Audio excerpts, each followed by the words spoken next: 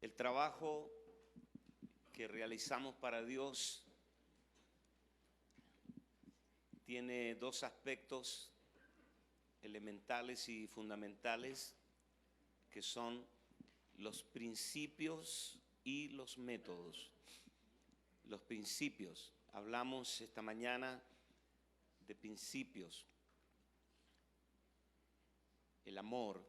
Dios es amor. Su naturaleza. Él existe de la manera que le es propio. Dios es amor. Sus hijos engendrados corresponden al género Dios. Somos de la especie Dios. Porque fuimos engendrados, nosotros no amamos con el amor natural humano, sino amamos con el amor del Padre, el amor de Dios. El amor natural para la edificación. Tú no vas a caminar mucho tiempo edificando a los santos sin que descubras que necesitas otra clase de amor. Un amor que no se gasta y que nunca renuncia.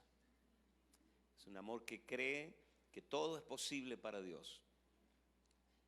Ese amor es la impartición divina a nosotros que nos capacita para la tarea.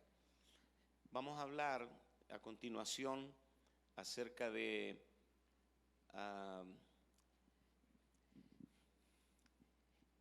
¿cómo podríamos llamar la praxis?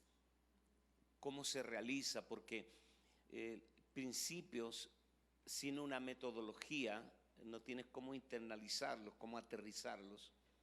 Ese es el problema de la revelación, que carece de una metodología práctica. ¿Cómo llevamos a cabo esta tarea? Y los métodos sin principios se transforman en un activismo sin sentido. Diga conmigo, los principios engendran métodos. Son las dos alas del avión. Principios. ¿Ven? Los dos remos del bote. Si tú remas solo con un remo, vas a girar eternamente en el mismo eje. Y lo mismo es para el otro lado. Pero si vas con los dos, avanzas. Entonces muchas iglesias de revelación,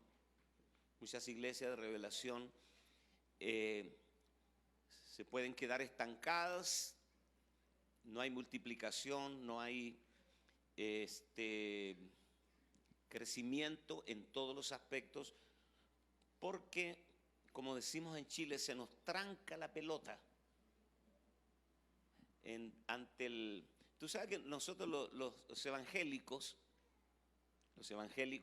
latinos, somos muchos de arengar, arengamos. Los predicadores somos buenos arengadores. ¡Vamos que se puede! ¡Vamos! La pregunta es, ¿cómo se hace? ¿Cómo es el detalle? ¿Cómo vamos de la A a la Z para comenzar una tarea científica, espiritual, seria, que tenga sustentabilidad en el tiempo? Que no sea solo una moda, sino que caminemos en esa metodología divina para realizar la tarea.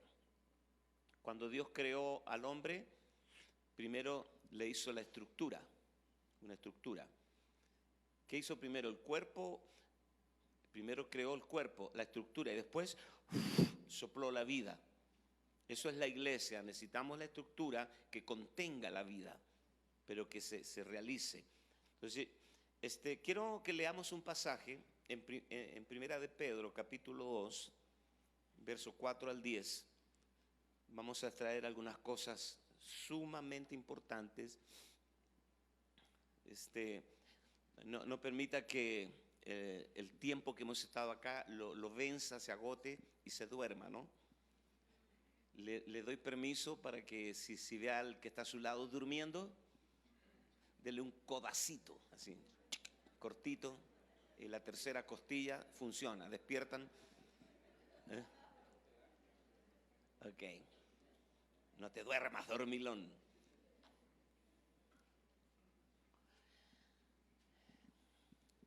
Tenemos que tener una mentalidad de escolaridad. Yo por eso valoro esto.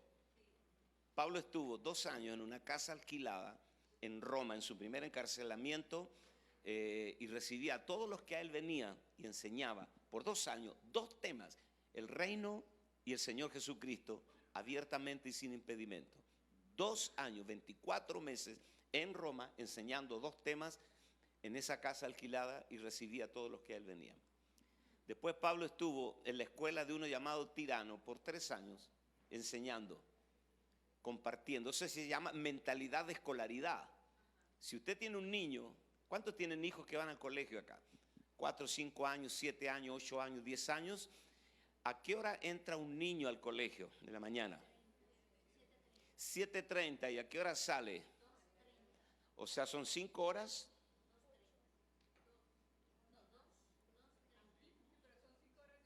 5 horas de estudio. De lunes a viernes, 5 horas de estudio para aprender cosas humanas.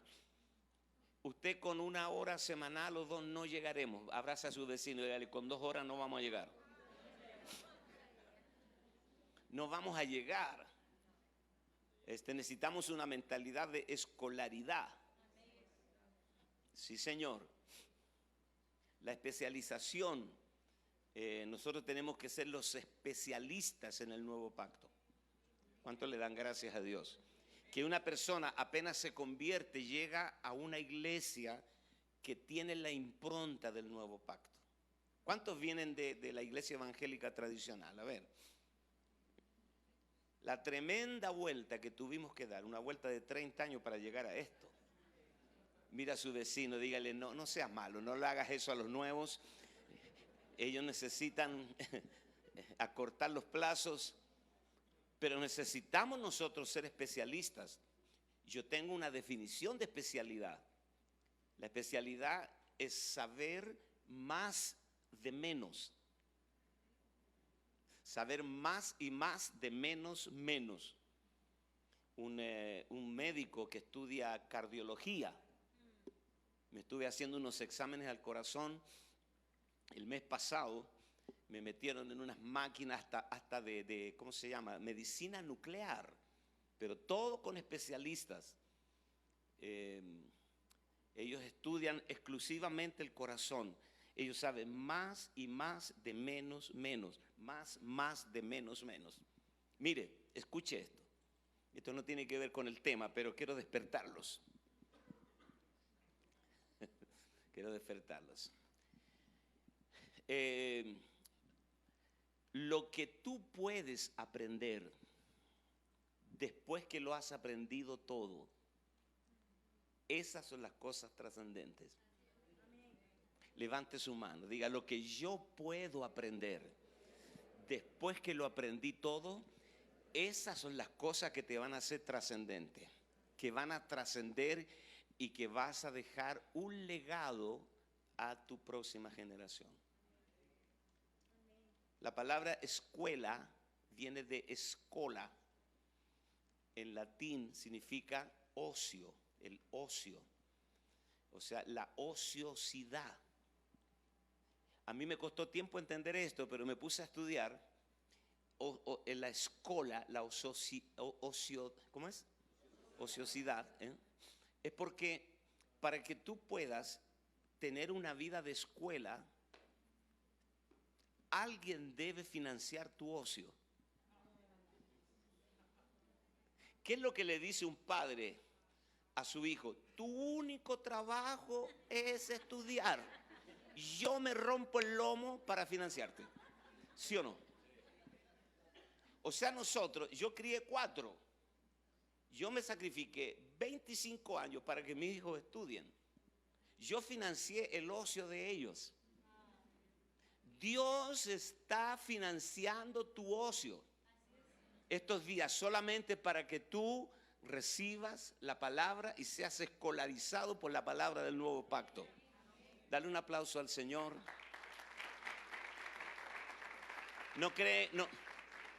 ¿Tú no crees que cuando tú vuelvas a tu país y a tu ciudad, Dios se encargó de todos tus asuntos? y Dios va a financiar todo lo que tú hagas. Así que con esta mentalidad de escolaridad, quiero que leamos acá en Primera de Pedro, capítulo 1, capítulo 2, Primera de Pedro 2, del 4 al 10. Acercándoos a él, piedra viva, desechada ciertamente por los hombres, mas para Dios escogida y preciosa. Vosotros también, como piedras vivas, sed edificados como casa espiritual y sacerdocio santo. Dos cosas: casa espiritual, sacerdocio santo. Somos la casa espiritual de Dios y somos sacerdote. Somos una casa para que Él viva y somos un sacerdocio para realizar una tarea, para ofrecer sacrificios espirituales a Dios por medio de Jesucristo, por lo cual también contiene la Escritura: y aquí pongo en Sión la principal piedra del ángulo, escogida y preciosa, y el que creyere en él no será avergonzado. Para vosotros, pues, los que creéis, él es precioso, pero para los que no creen, la piedra que los edificadores desecharon ha venido a ser la cabeza del ángulo y piedra de tropiezo y roca que hace caer, porque tropiezan en la palabra, siendo desobedientes, a los cuales fueron también destinados. Mas vosotros sois linaje escogido, linaje escogido, real sacerdocio, nación santa, pueblo adquirido por Dios, para que anunciéis las virtudes de aquel que os llamó de las tinieblas a su luz admirable. Vosotros que en otro tiempo no erais pueblo, pero que ahora sois pueblo de Dios, que en otro tiempo no habíais alcanzado misericordia, pero que ahora habéis alcanzado misericordia. Amén. Pero ahora a nosotros habemos alcanzado misericordia. Quiero llevarte un poco por la historia, porque desde que Dios creó al hombre, Él ha trabajado insistentemente para recuperar, recobrar su sacerdocio real. La muerte de Cristo es prehistórica. ¿Por qué? Porque el Cordero fue inmolado antes de la fundación del mundo y crucificado en el tiempo. O sea, el primer sacerdote o sumo sacerdote es el mismo Dios. Dios sacrificó a su Hijo. En Isaías 53 dice: con todo Dios quiso quebrantarlo. Así que Él fue la ofrenda. Y Dios es el modelo, el arquetipo del sacerdocio real. Cuando Adán cayó y pecó en el huerto, Dios tomó los corderos y los sacrificó. Ese es un oficio sacerdotal. ¿Me estoy explicando? Cuando Abel ofreció a Dios más excelente sacrificio que Caín, dice Hebreos, más excelente sacrificio que Caín, eso fue un trabajo sacerdotal. Dios viene recobrando el sacerdocio real. Cuando Noé bajó del arca, él ofreció un sacrificio, construyó un altar y presentó ofrenda a Dios como sacerdote real. Job era un sacerdote, porque él presentaba sacrificios por sus hijos, oraciones, y sacrificaba todos los días por si sus hijos hubieran pecado. Lo mismo con Abraham, donde viajaba. Usted lea la agenda de viajes de Abraham, donde él iba. ¿Cuál era el orden? Él edificaba el altar y luego la tienda. El altar y la tienda. Diga conmigo, ese es el orden de todo ministro. Primero el altar, luego la tienda. Amén. Primero Cristo, después nosotros. Primero el altar, luego la tienda. Y sobre el altar Abraham sacrificaba. David era un sacerdote real, porque David vivía en la casa de Jehová, en la casa de Dios, dice, y en la cual moraré por largos días. Por lo tanto, los sacerdotes vivían en la casa. Entonces Dios ha venido a través de la historia recuperando, recobrando el sacerdocio real. Y con la iglesia Dios se propone que todos los santos sean sacerdotes reales. Gracias por su alegría.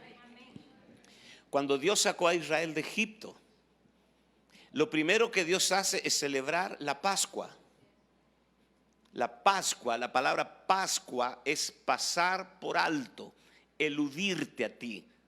Por eso la sangre del Cordero sobre ti hace que el juicio del ángel de la muerte no llegue sobre ti. Levante su mano, diga: mi casa, mi familia están cubiertos con la sangre del Cordero porque somos sacerdotes reales. Entonces lo primero que Dios hace después de 430 años de esclavitud, les devuelve el sacerdocio a ellos. El cordero. ¿Y quién sacrificó el cordero? Los jefes de familia. En esa casa de ladrillos en Egipto, antes que ellos salieran del cautiverio, Dios dice: cada familia mate un cordero, y había un protocolo. La característica del cordero, tipo de Cristo. Entonces ellos se comieron el cordero y se sacrificó el cordero en una casa humilde, en la simplicidad doméstica de esa familia, donde no había velo, no había un lugar santo ni un santísimo. La ley vino a complicar todo. Después que Dios mandó a Moisés a construir el tabernáculo, hubo una zona de exclusión donde los sumos sacerdotes entraban al lugar santísimo una vez por año bajo estrictas medidas de seguridad, porque ahí estaba la Shekinah, la presencia de Dios. ¿Me van siguiendo? Entonces Dios, cuando trae al pueblo al Sinaí, Dios le dice a través de Moisés: ustedes vieron lo que yo le hice a los egipcios, lo que yo le hice a Faraón cuando los saqué de Egipto y los traje hasta acá sobre la sala de las águilas, para que me sean un pueblo de reyes y sacerdotes. Esa era la intención original de Dios, que todo Israel fuera un pueblo de reyes y sacerdotes. Y estoy repitiendo cosas que tal vez usted ya escuchó, pero voy a agregar algunas cosas y vamos a avanzar un poco más sobre este tema. ¿Cuál fue el problema? El becerro de oro. Denle un codazo al del lado, dígale: el síndrome del becerro está de vuelta. ¿Por qué? Porque ellos dijeron: hagamos un becerro, porque a este Moisés, que no sabemos qué le aconteció allá arriba y no baja, hagámonos un becerro. Estos son nuestros dioses que nos sacaron de Egipto. Entonces Faraón, Aarón y sus líderes construyeron un becerro de oro. 11 tribus se comprometieron con la fabricación del becerro. Solo una tribu se puso del lado de Moisés, que fue la tribu de Leví. Vamos a obviar los detalles. Entonces Dios dijo: perfecto, 11 tribus quedarán fuera del sacerdocio. Y el sacerdocio real quedó restringido. Diga conmigo: restringido a la tribu de Leví. 11 tribus. Ese fue un día triste, un día lamentable. Si usted divide 12 tribus y saca el tanto por ciento, menos del 8% del pueblo, durante todo el peregrinaje por el desierto y toda la historia de Israel, de 12 tribus, solo una ejerciendo el sacerdocio, menos del 8% de gente en Israel haciendo la tarea, y el resto en cualquier otra cosa. Esto tiene una semejanza trágica con la iglesia hoy. Se calcula que en una iglesia local, menos del 5% es que realiza toda la tarea, y el resto están en un paseo junto al mar. Si usted va con 10 personas más en un bote, el que no rema pesa. Mira a su vecino, dígale: el que no rema pesa.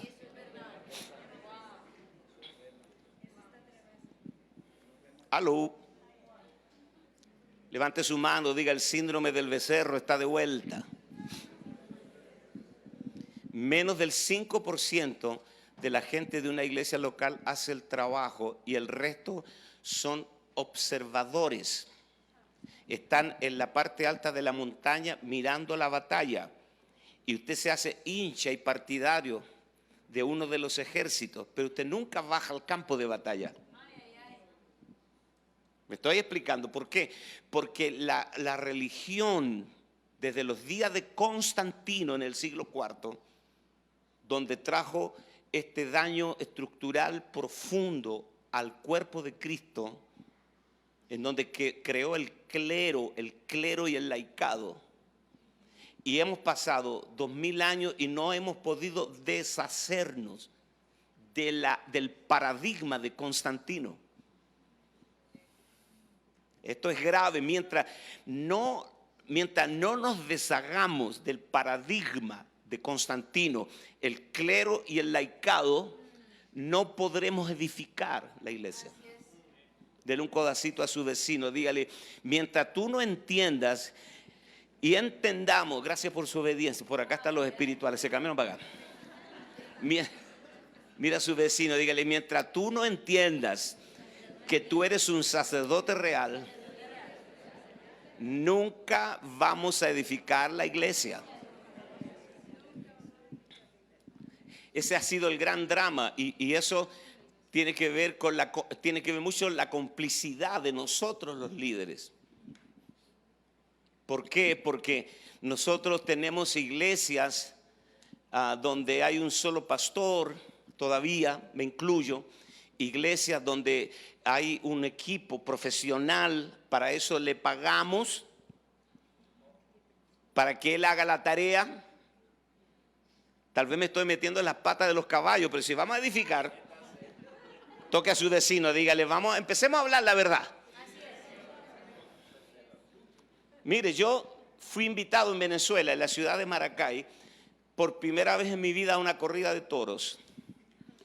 Una corrida de toros con toreros, igual que España, con la banda, todo, una tarde taurina. Y el hombre que nos invitó de mucho dinero compró entradas preferenciales, así que yo estaba ahí y cuando el torero le decía ¡ole! Y el toro, las narices del toro quedaban frente a mí. Yo miraba los orificios y la espuma. Y yo decía, qué bueno que yo no estoy ahí. Pero yo gritaba ¡ole! Abraza a su vecino, dígale, Dios te va a sacar de la banca y te va a meter en la arena. Es mejor que se ría hoy porque llorará mañana.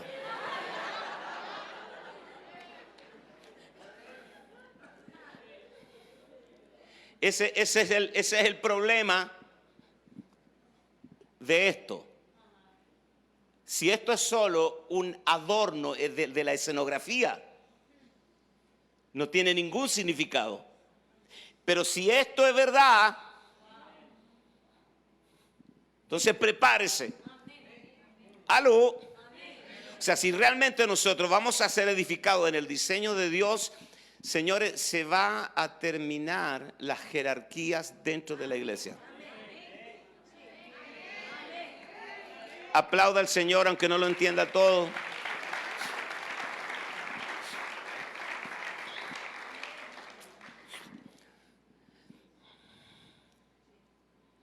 No van a haber apóstoles en el cielo. Cualquiera sea la idea que usted tenga del cielo, ni habrán profetas, ni habrán pastores, ni evangelistas, ni maestros. El ministerio quíntuple, aunque yo creo que es el ministerio séctuple, porque ahí faltan los santos que realizan la obra. Apóstol, profeta, evangelista, pastor y maestro y los santos. Siempre los dejamos afuera, por eso estamos como estamos. Amén. Levante su mano, diga apóstol, profeta, evangelista, pastor, maestro y los santos. Y a los santos, ¿dónde los metemos a los santos? Amén. Ese es el producto residual de todo este trabajo, los santos. Entonces, fíjate qué interesante, porque no van a haber apóstoles en el cielo. Dios se valió en el viejo pacto de tres funciones básicas para llevar a cabo su propósito en el viejo pacto. Habían 3 unciones: rey, sacerdote y profeta. Rey, sacerdote y profeta. De estas 3 asignaciones, 2 eran trascendentes y una era transitoria, la del profeta. Dios se movía a través del rey y del profeta, el rey y el sacerdote, perdón. El rey reinaba y el sacerdote oficiaba a Dios sacrificios en favor del pueblo. Dice que todo sacerdote, sumo sacerdote, tiene que tener algo para ofrecer. Ellos ofrecían sacrificios. La palabra sacerdote en el hebreo es Cohen, y en el griego es hiereus, y en ambos casos tiene un sentido básico, y es alguien que elimina la distancia entre Dios y el hombre. Un sacerdote es un eliminador de distancias. Tú acercas, o en el viejo pacto, el sacerdote acercaba al hombre a Dios y acercaba a Dios al hombre. Toque el hombro de su vecino, dígale: como sacerdote, tú eres un eliminador de distancias entre el hombre y Dios. ¿Cuántos se alegran por eso? Eliminador de distancia. Ahora, eso era en el viejo pacto, pero en el nuevo pacto, usted como sacerdote real no solo elimina distancias entre Dios y el hombre, sino que usted los engendra en Cristo. Usted lleva a Dios para el interior del hombre, y usted lleva al hombre para el interior de Dios. Gracias por su gozo. Esperaba un amén explosivo, grito de júbilo. Voy a repetirlo. En el antiguo pacto, el sacerdote eliminaba la distancia que había entre Dios y el hombre, pero los sacerdotes del nuevo pacto no solo eliminan la distancia, sino que llevan a Dios al interior del hombre. Amén. Y al hombre al interior de Dios. Levante su mano, diga: Cristo vive en mí.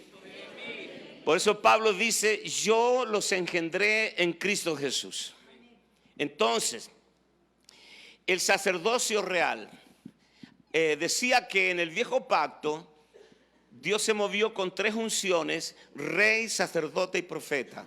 El profeta edificaba el propósito de una manera indirecta. Síganme en esta idea. Por ejemplo, el rey se apartaba del propósito. Tomemos el caso de David. Adulteró con Betsabé. Dios trajo al profeta desde su casa. ¿Qué estaba haciendo el profeta en su casa? Tomando café y arando en el campo. Y Dios le dijo: ve y dile al rey. Entonces Natán se fue al palacio y le dice: mira, había un hombre que tenía muchas ovejas. Usted sabe la historia. Y trajo al rey, a David, de regreso al diseño. Y cuando el rey regresó al diseño, ¿qué hizo el profeta? Se fue a la casa a tomar café y arar el campo con los bueyes. Lo mismo sucedió con Elí, el sacerdote. Cuando Elí se apartó de Dios, Dios envió al profeta para traerlos de regreso al diseño. Eso me dice a mí que el profeta era como la rueda de repuesto del auto. Cuando el rey y el sacerdote, que eran el propósito de Dios, se apartaban del diseño, Dios traía al profeta para traerlos de regreso al diseño. Mira a su vecino, dígale: cuando Dios te mande un profeta, ya sabes por qué. Andas un poco apartado. Oh, gloria a Dios, tenemos al profeta acá. Tú no sabes por qué Dios te envió el profeta. Para traerte de regreso al diseño. Entonces, menos del 5% de la membresía de una iglesia local son los que hacen el trabajo, y el resto es peso muerto. Se sientan cada domingo como los, ¿cómo se llama? Los fans, el fan club del pastor, aplaudir el mensaje del pastor. Pero ellos mismos no están realizando nada significativo en el reino. ¿Me estoy explicando? Toque a su vecino, dígale, no van a haber apóstoles en el cielo, ni profetas, ni evangelistas, ni pastores, ni maestros, pero sí van a haber sacerdotes, porque el sacerdocio es eterno. Lea conmigo Apocalipsis 1:6. Y nos hizo reyes y sacerdotes para Dios su Padre, a Él sea gloria e imperio por los siglos de los siglos. Amén. Acabo de mencionar Apocalipsis 1:6. Apocalipsis 5:10. Y nos ha hecho para nuestro Dios reyes y sacerdotes y reinaremos sobre la tierra.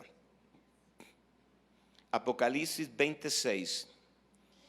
Bienaventurado y santo el que tiene parte en la primera resurrección. La segunda muerte no tiene potestad sobre estos, sino que serán sacerdotes de Dios y de Cristo y reinarán con Él 1000 años.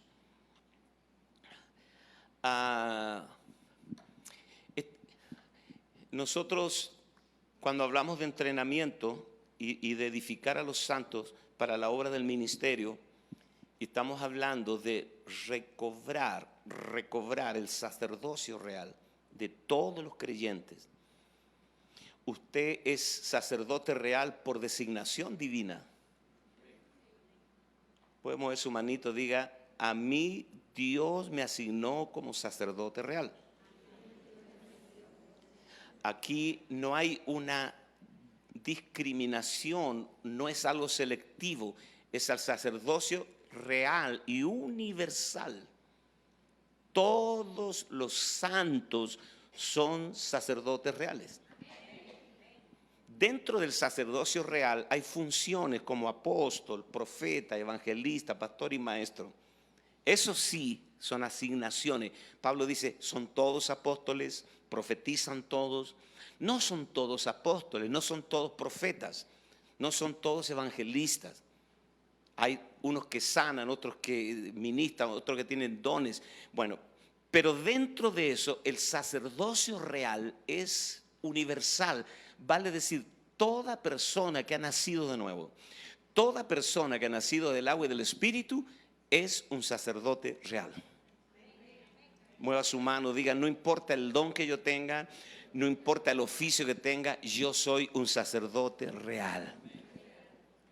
Y nosotros somos nación santa, real sacerdocio, pueblo adquirido por Dios, para anunciar las virtudes de aquel que nos llamó de las tinieblas a la luz admirable. Hasta que no entendamos en el Espíritu que todos somos sacerdotes reales, edificar la iglesia será un sueño, una utopía. Será un buen discurso, un buen lema para un congreso, pero a la hora de las verdades concretas no opera. Hasta que no seamos recobrados por Dios para su sacerdocio real. Quiero repetir esto. Esta es la consumación final del propósito, el sacerdocio real. Imaginemos la fábrica de autos Toyota. Trabajan miles y miles de obreros, ingenieros, diseñadores, la gente que fabrica los cristales, los neumáticos, los asientos, la chapa, la pintura, las luces, todo, miles y miles de personas que trabajan, pero el único propósito de Toyota es poner un auto en la calle para que funcione. Eso se llama el producto residual. O sea, la consumación del propósito de Toyota es poner un auto de calidad total en las calles de Guatemala.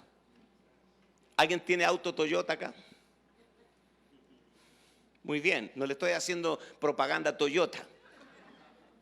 Anoche pasamos por una tienda donde venden los Porsche y los Volvo.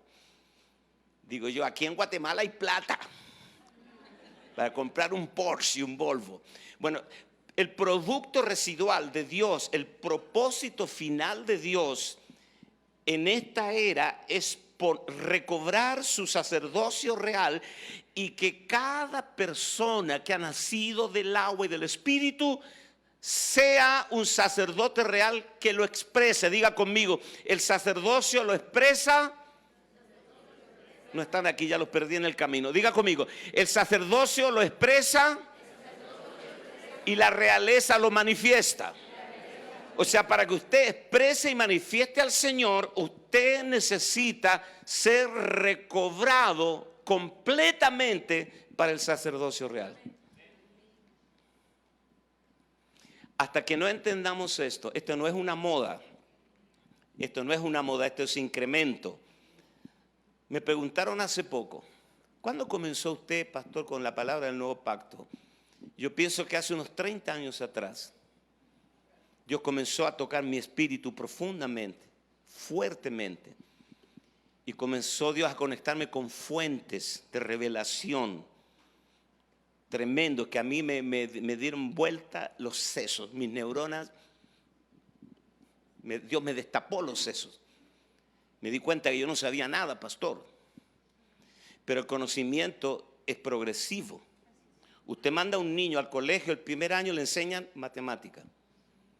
Segundo año le enseñan matemática. Tercer año le enseñan. Cuarto año le enseñan, pero es progresivo. Amén. Levante su mano, diga, vamos creciendo en el conocimiento pleno. Amén. Usted ya sabe cuál es el 1, el 2 y el 3. Ahora aprendió a sumar, a restar, después las ecuaciones. Todo es progresivo. En esta progresión revelacional, que ya hemos hablado de los pactos, que hemos hablado del sacerdocio de Melquisedec, que hemos hablado de la gracia del Cristo en nosotros, que hemos hablado de la nueva creación, que hemos hablado de la ley del Espíritu de vida en Cristo Jesús. Hemos hablado de todas esas cosas.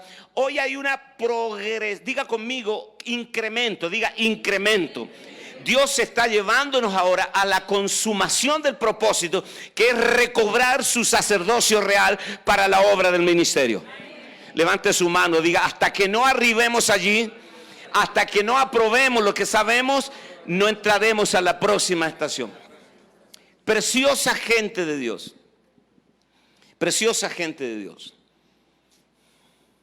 La mayoría de las tareas que se hacen en una iglesia local son tareas o funciones levíticas.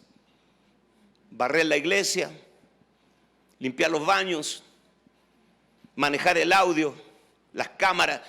Todo eso podríamos decir que son tareas levíticas. Son servicios que se prestan, pero dentro de un contexto, de una estructura de culto. Pero en el sacerdocio real de todos los creyentes, nosotros avanzamos a la espiritualidad. Terminamos siendo la casa de Dios y el sacerdocio santo. Amén, levante su mano, diga, vamos a operar en los dones del Espíritu. ¿Cuántos lo creen de verdad? Vamos a ministrar al Cristo vivo. Amén. Vamos a funcionar en el servicio sacrificial a los santos. ¿Cuántos le dan gracias a Dios por eso? Entonces vamos a tener la revelación de la palabra. La iglesia, nosotros no entrenamos a la gente nosotros no estamos asignados a un método, sino estamos asignados a las personas para edificar a los santos para la obra del ministerio. Quiero que lea conmigo, porque no quiero agotarlos mucho, Hechos capítulo 2, verso 42. Hechos capítulo 2, verso 42. Y perseveraban en la doctrina de los apóstoles, o en la enseñanza de los apóstoles, en la comunión unos con otros, en el partimiento del pan y en las oraciones.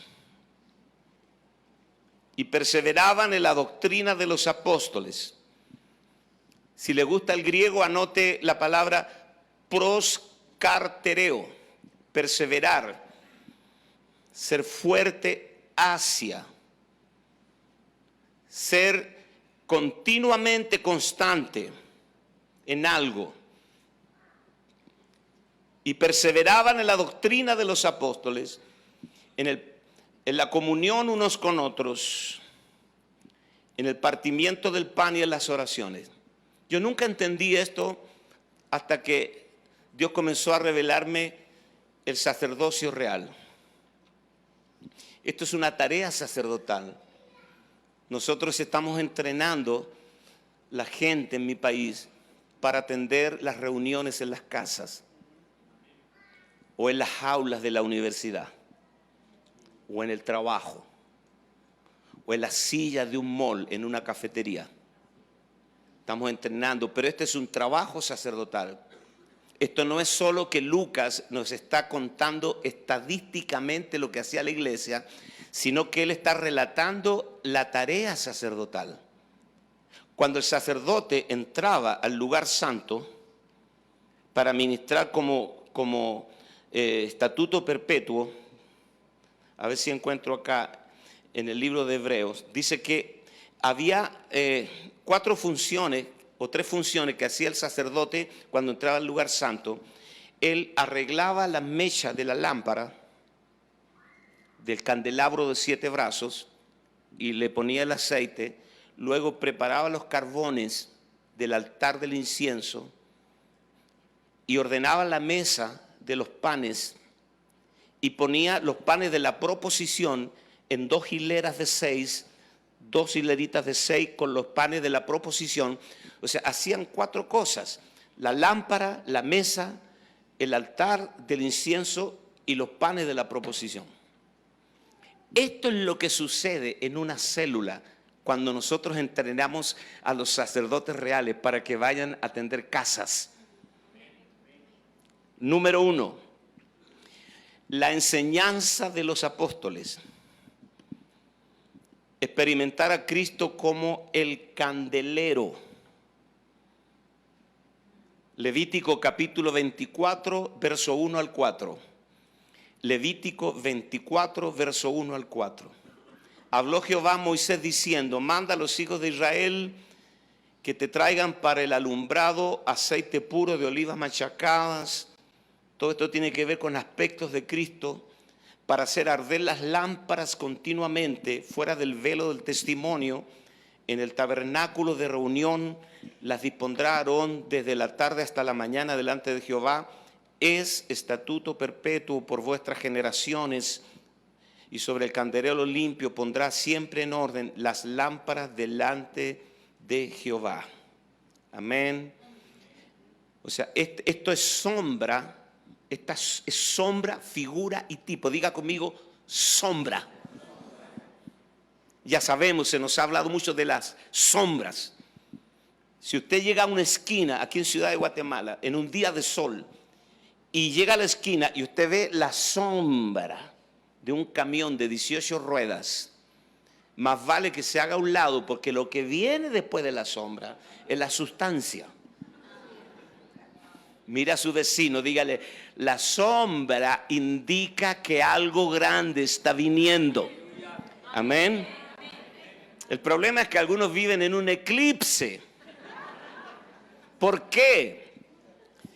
Porque la sombra es la interrupción de la luz. O sea, cuando la luna se interpone entre la tierra y el sol, hay un eclipse. La interrupción de la luz. Estas figuras, esto que está acá, es la sombra de la verdadera luz, que es Cristo. Denle un codacito a su vecino, dígale: no puedes vivir en un eterno eclipse.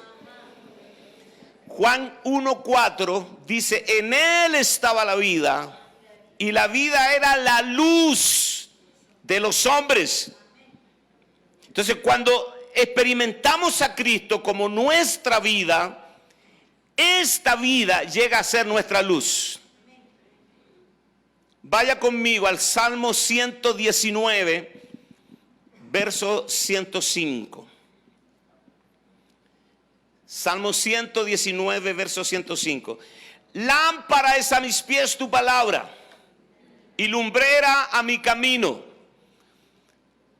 Entonces el candelero de 7 brazos que el sacerdote limpiaba todos los días, prendía, es la ministración de la palabra. En el mismo capítulo 119, verso 130, dice, la exposición de tus palabras alumbra y hace entender a los simples. La exposición de tus palabras alumbra y hace entender a los simples. Cuando tú vas a una casa como sacerdote real del nuevo pacto y abres la palabra y le enseñas a los indoctos, tú estás prendiendo la lámpara. Y algo se está haciendo luz en el interior de las personas. Levante su mano, diga, yo voy a la casa no religiosamente, diga, no voy religiosamente a una casa, sino voy orgánicamente a expresar a Cristo. O sea, si tú ves que tú eres el sacerdote real, que llegas a una casa para prender la lámpara, cuando tú hables la palabra y la exposición de tus palabras alumbra, las tinieblas que hay en la vida de las personas se va a transformar en luz. Ellos van a conocer a Cristo, se van a convertir y sus familias serán alcanzadas para el Señor.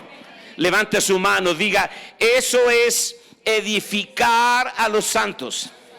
Gracias por su alegría. Apláudale. Apláudale con todo el corazón.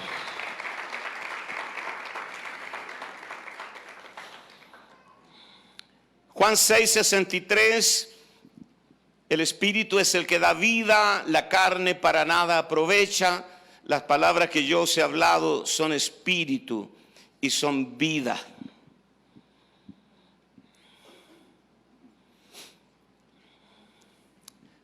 Este tema de alumbrar, de ministrar la palabra, es porque tiene, no quiero abusar del tiempo de ustedes. ¿Podemos terminar a las 2?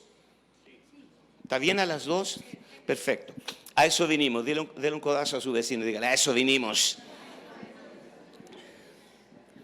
Cuando tú lees Génesis capítulo 1, verso 1 y 2, dice, en el principio creó Dios los cielos y la tierra estaba desordenada y vacía, y las tinieblas estaban sobre la faz del abismo, y el Espíritu de Dios se movía sobre la faz de las aguas, y dijo Dios, sea la luz.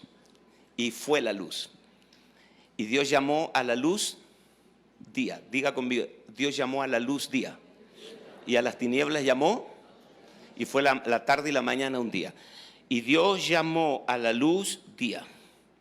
¿Ve? Dios no le llamó día a las primeras 24 horas. Dios le llamó día a la luz. Quiero remarcar eso en tu espíritu. Dios no le llamó día a las primeras 24 horas, sino que Dios le llamó día a la luz. Por eso Pablo, cuando le escribe a Timoteo, dice, nosotros somos del día, no de la noche.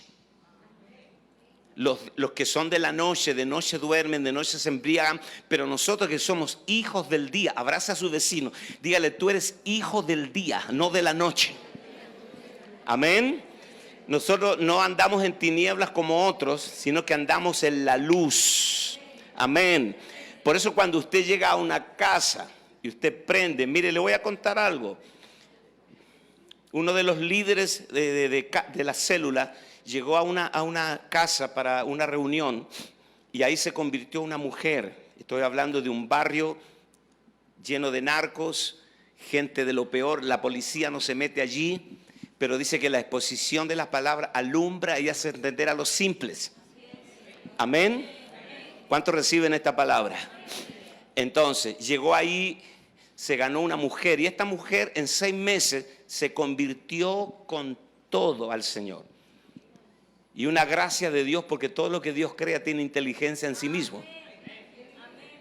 Amén. A veces la gente que nunca fue a la universidad tiene más inteligencia espiritual que los que tienen muchos títulos. Están enredados, ¿no? Bueno, entonces se convirtió al Señor. Esta mujer en 6 meses, ella quería hacer algo, quería ganar gente, quería bendecirlos en su barrio. Ella se comía toda la palabra de revelación. Y un día se le ocurrió algo, puso en la ventana de su casa, en la ventana, aquí se leen las cartas.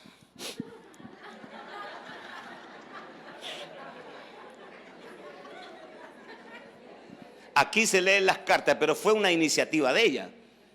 Entonces las mujeres venían a leerse las cartas. Aquí vengo para que me lea las cartas. Tome asiento, señora. Primera de Corintios 13.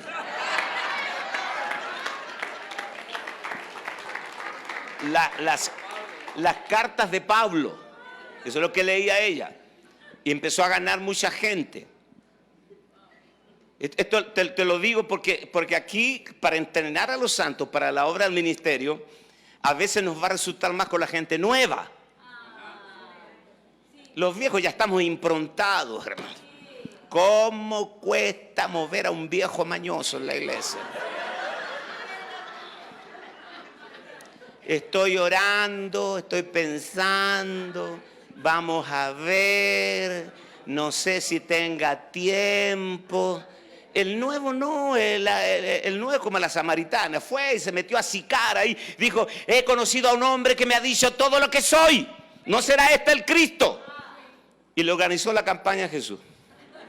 Imagínate, 7 maridos, o sea, aquí no funciona eso de dime con quién anda y te diré quién eres. Denle un codazo a su vecina, dígale, si la samaritana pudo,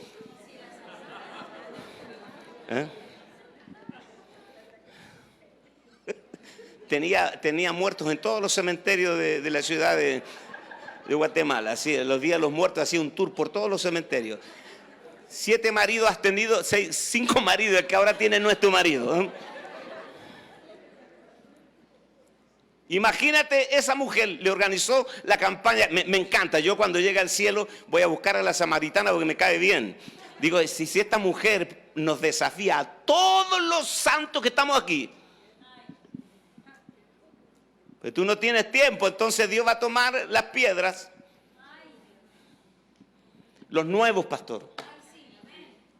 Los nuevos no saben ni dónde está el Apocalipsis, pero están tan impactados que van y cuentan. El problema es que nosotros los tenemos por un breve tiempo como nuevos. Porque el nuevo tiene todos sus amigos afuera, todos sus parientes, los compadres, los compañeros de trabajo. Nadie es cristiano. O sea, él es la punta de un neighbor a más de 100 personas. Lo que se llaman contactos naturales. Después de 2 años, tú ya no tienes amigos afuera porque son mundanos, tú no vas a la fiesta porque allí fuman. Entonces, todos tus amigos están dentro de la iglesia. Tú pierdes el potencial de conectarte con gente. El nuevo no, el nuevo tiene a la mamá, al papá, a los primos, a los tíos, a los compadres, a los que andaban en sus andanzas con ellos, y a todos empieza a hablarles de Cristo. Yo declaro que en esta iglesia se va a activar el potencial del nuevo. Dar un aplauso al Señor. Entonces esta mujer, como ya se hizo famosa en el barrio, porque ¿qué puede en 6 meses enseñar a una mujer? Cristo te ama. Vamos a orar. Amén. Yo les enseñé a ellos, un vendedor que habla mucho pierde la venta. Hable poco y ore rápido. Mira, tengo un Cristo vivo que puede resucitar los muertos. ¿Me permitas que ore por ti? Es verdad, la gente nunca se va a oponer a que tú ores por ellos. Padre, en el nombre de Jesús, papá. Y ya los conectaste al circuito poderoso. Y Dios hace la obra. Levante su mano, diga, el vendedor que habla mucho pierde la venta. Ore rápido, póngale la mano, bendígalo en el nombre de Jesús.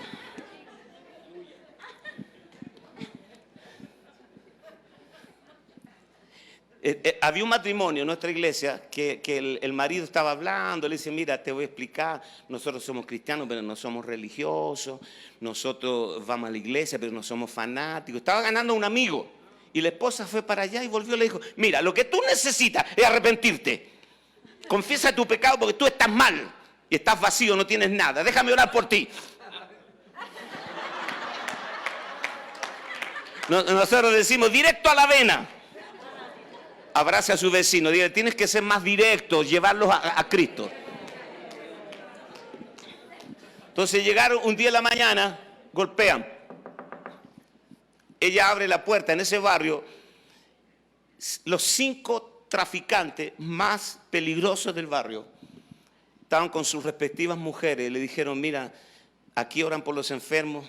La mujer se asustó Y dijo, ¿cómo supieron acá? Sí, yo oro por los enfermos. ¿Pero qué los mandó? Allá al frente. Otra célula. Mandó para acá. Y le dijo, tenemos una pequeña, una mujer que lloraba mucho, su hija de 2 meses estaba muriendo de leucemia en el hospital.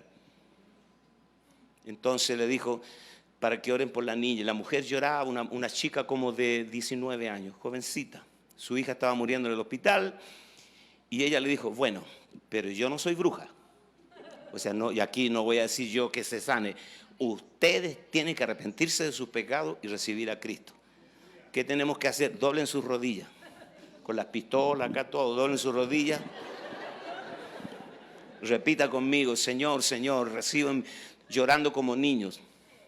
Ya dice, ahora que ustedes ya ahora son mis hermanos y son hijos de la fe, voy a orar por la niña. ¿Cómo se llama la niña? Claudia. Señor, declaramos sana a Claudia en el nombre de Jesús. Escuche, 3 días después, la niña de alta, sana, hasta el día de hoy.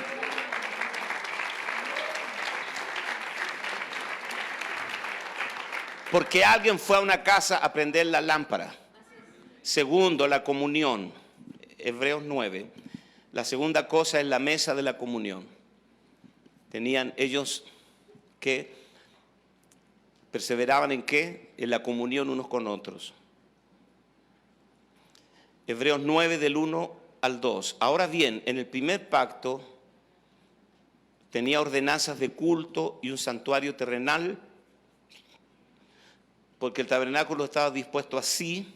En la primera parte, llamada el lugar santo, estaba el candelabro, la mesa de los panes de la proposición.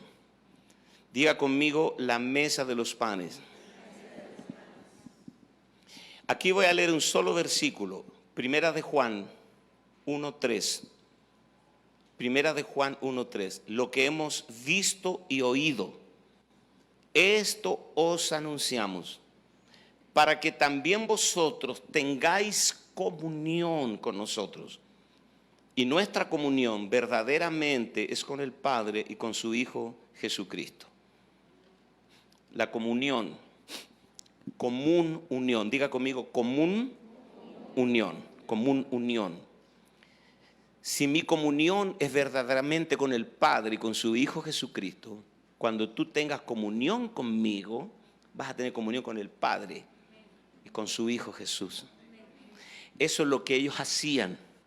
Ellos iban a las casas y perseveraban en la común unión. Nosotros comenzamos a veces la reunión en la cocina, hablando con la hermana, los líderes.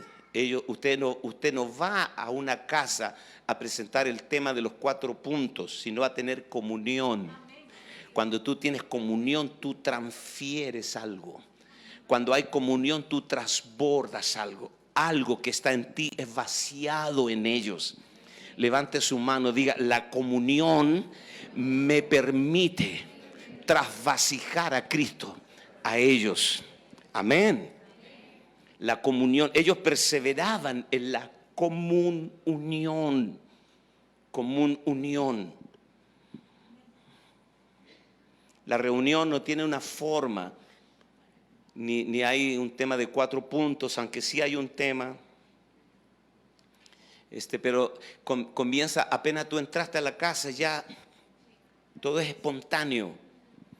Y yo vi la película Pablo, apóstol de Jesucristo, ¿alguien la vio?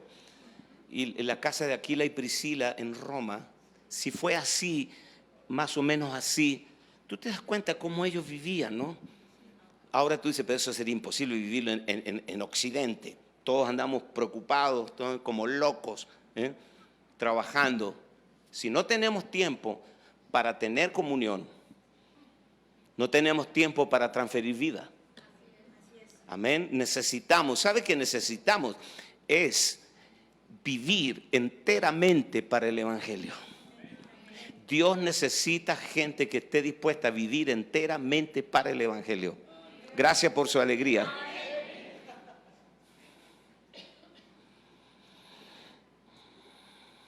Número 3, el partimiento del pan.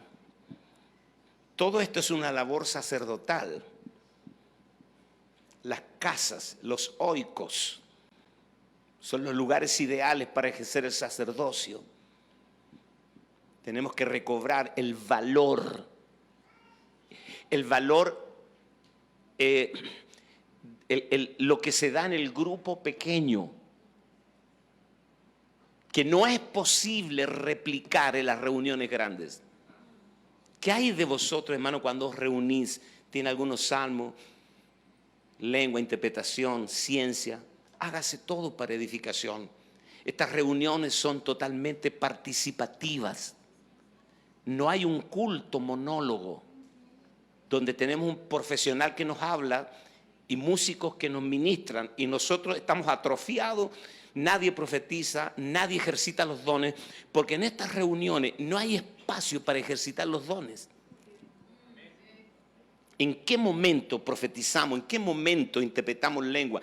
¿En qué momento desarrollamos palabras de ciencia? En las reuniones pequeñas.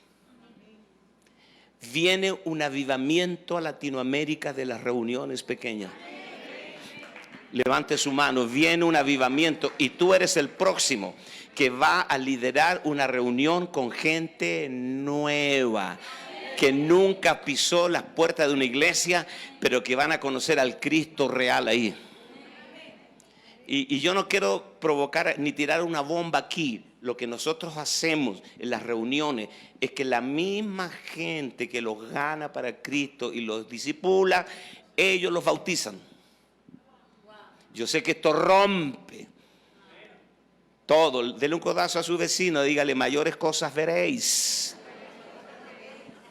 Porque esto rompe todo, rompe. ¿Y dónde quedamos los pastores? ¿Dónde quedamos los apóstoles entonces? Porque nosotros validamos nuestro liderazgo. Yo soy apóstol de función, ¿no? De función. ¿Es donde validamos nosotros nuestro liderazgo? Si el pastor casa, el pastor bautiza, el pastor ministra, el pastor realiza los funerales. Amén. No podemos enterrar al muerto porque no llegó el pastor.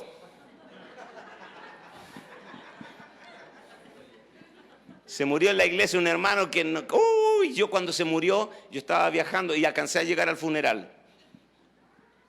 Yo no quería estar en el funeral porque un hermanito no tenía la unción, sino la extrema unción. Se arruinaba, se dedicaba a arruinarle la vida a todo el mundo. Cuando yo lo vi dentro del cajón, dije, ahora está donde quería tenerte.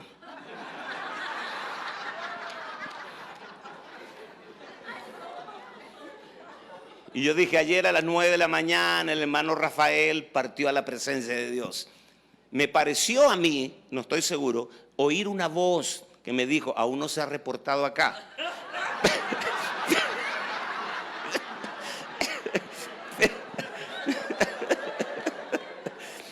Pero no estoy seguro.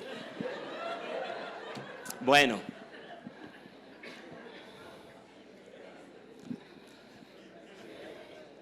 Entonces fíjate qué interesante, porque aquí vamos a experimentar a Cristo como los panes de la proposición. Estoy en el partimiento del pan. Lea conmigo Levítico 24, del 5 al 8. Experimentando a Cristo en las reuniones de las casas como nuestro pan, el pan del propósito o proposición.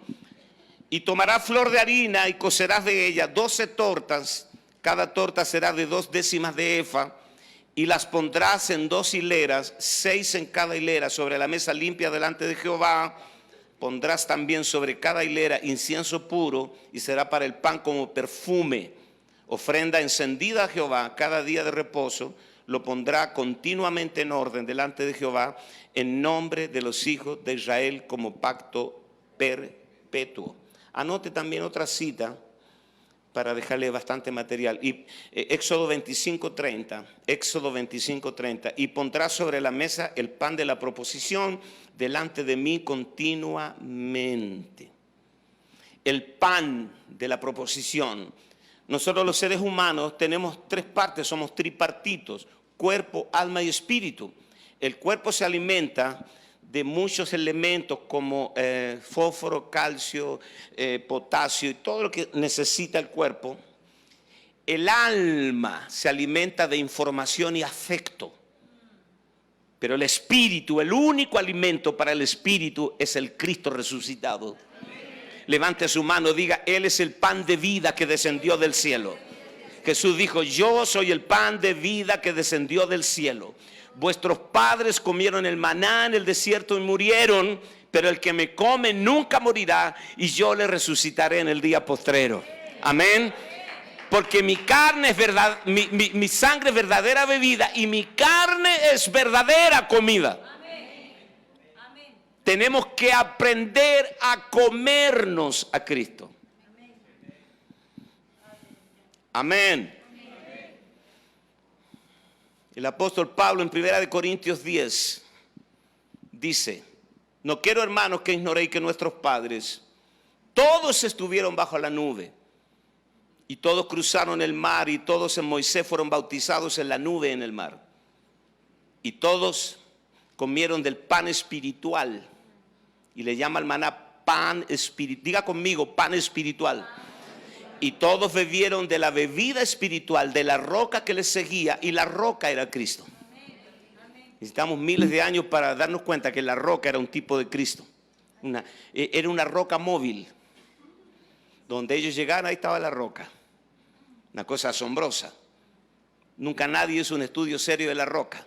Bebían del agua nomás. Y Pablo, bajo la revelación apostólica, dice, la roca era Cristo.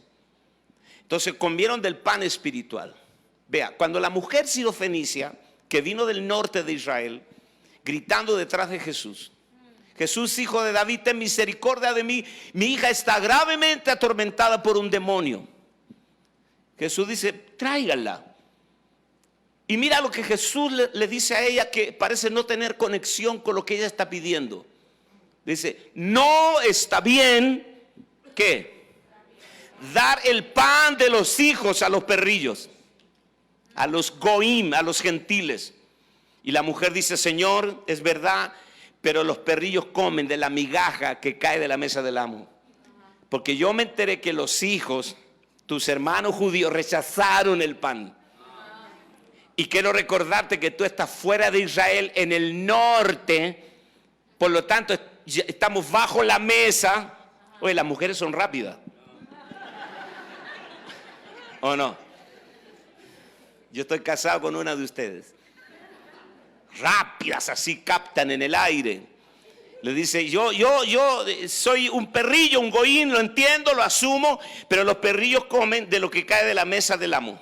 O sea, lo que Jesús le dijo en realidad es, mujer, mientras tú veas en mí al hijo de David, no te sirvo para resolver tu problema. Pero si yo soy revelado a ti como el pan de los hijos, entonces alcanzo para resolver todos tus problemas. Si yo fuera usted, aplaudiría a rabiar. O sea, tiene que ser revelado el pan para nosotros. Diga conmigo, el partimiento del pan. O sea, quiero hasta aquí solo decir, antes de terminar, que los sacerdotes reales que van a ir a las casas a prender la lámpara, disfrutar a Cristo como la luz. Número 2, a tener común unión con la gente. Todo esto es sacerdotal. Y número 3, a partir el pan para que ellos coman al Cristo vivo. Amén. Y número 3 y 4, al final, la oración. Experimentamos a Cristo como el incienso, las oraciones, el altar de bronce, donde se prendían los carbones y se derramaba incienso, y eso subía a las narices de Dios como olor fragante. Éxodo 30, versos 6 al 8, y lo pondrás delante del velo que está junto al arca del testimonio, delante del propiciatorio que está sobre el testimonio, donde me encontraré contigo, y Aarón quemará incienso aromático sobre él cada mañana. Cuando aliste las lámparas lo quemará. Diga conmigo, cuando aliste las lámparas. ¿Puede repetir eso? Diga, cuando aliste las lámparas lo quemará. Y cuando Aarón encienda las lámparas al anochecer, quemará el incienso, rito perpetuo, delante de Jehová por vuestras generaciones. Fíjate, interesante. Habían dos cosas que hacía él, una inmediatamente después de la otra. Alistaba, prendía las lámparas y quemaba incienso.